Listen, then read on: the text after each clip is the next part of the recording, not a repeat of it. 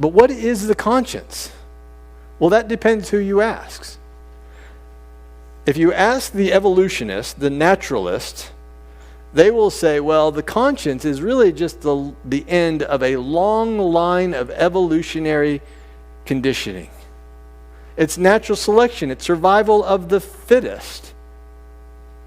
People who had conscious type behaviors in their body survived, and so that's what you have today and you experience today. In saying that, what they're both saying, though, is there is no real right and wrong. There's no objective standard out there. There's no God.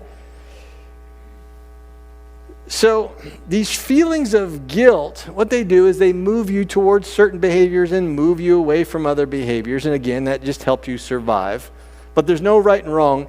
If stealing and killing without remorse helped you to survive, that is what your conscience would be telling you to do today. So what this means in the evolutionary worldview is when you feel guilty, you're not really guilty of anything.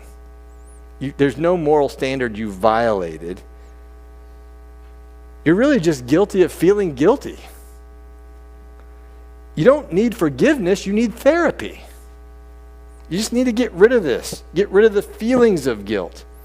Now, unfortunately, this has made its way into many churches who don't preach on sin and wrath and anything else. And so many sermons are really just pop psychology because the goal is to make you feel better, not give you the actual solution. All of that is lies. What is the conscience according to the Christian worldview? It is being made in the image of God.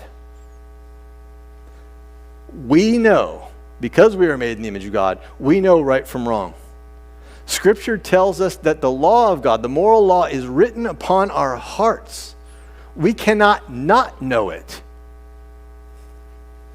So when the conscience is properly functioning, it is God's gift to us. It literally comforts us when we are doing the right thing in a tough situation.